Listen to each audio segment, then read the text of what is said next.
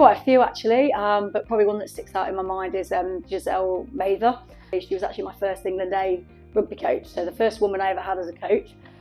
So it was interesting for me to get that sort of different perspective. So I'd always been coached by men. So she's gone on to do great things, done a level 4. I kind of copied her and wanted to emulate her. I did my level 4. So I think she's had a great influence, probably just being that first ever female influence on me. I was also coached by Amanda Bennett at Saracens, again, high performing woman coach. So probably those two in my early rugby career. Always have to say my mum, because I think she's been a very driven businesswoman, but a real mentor for me over the last sort of 10-15 years. So yeah, quite a lot of strong female women influences, but I like to feel that I get influenced by the men and women. So I feel like there's been loads and loads of great role models for me.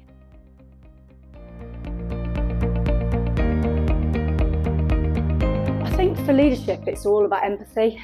For me, empathy is key. If you can be, direct, you can be honest, you can be motivational, but I think you need to have empathy with people that you're working with. So whether that's a player on a rugby pitch, or whether that's a manager under you in a business scenario, or somebody that you're working alongside, you need to understand where their perspective is on things. And I think if you can put yourself in other people's shoes, you can actually lead people a lot more strongly, and you can actually lead by example more.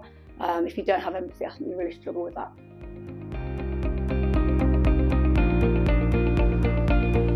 I feel that there's been a few boxes ticked in terms of leadership in different sort of geezes of my life.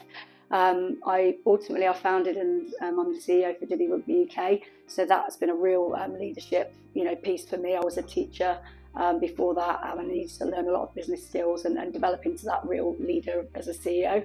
So that's been a huge achievement. We're growing as a franchise business now, so that's brilliant. But in terms of getting my level 4 as a rugby coach, it's a very minority field of women going through that achievement at the time. So I was really proud of myself for doing that. And once I'd done that, and then I got the head of the women's programme here at Leicester Tigers, I think that's been huge. So different elements of my life, probably as a player, captain in England A was probably my highest achievement as a leader, and I always remember that particular match when I got that accolade. So yeah, lots of different avenues.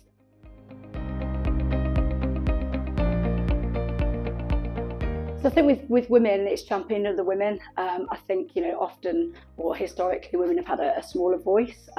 So I think the more women that are voicing their opinions now and actually championing of the women, it really helps. I think male sort of allies as well, making sure that the men in your company are, as on board as the females, because, men are 50% of the population, and it's really important that everybody buys into women being leaders as well as women themselves.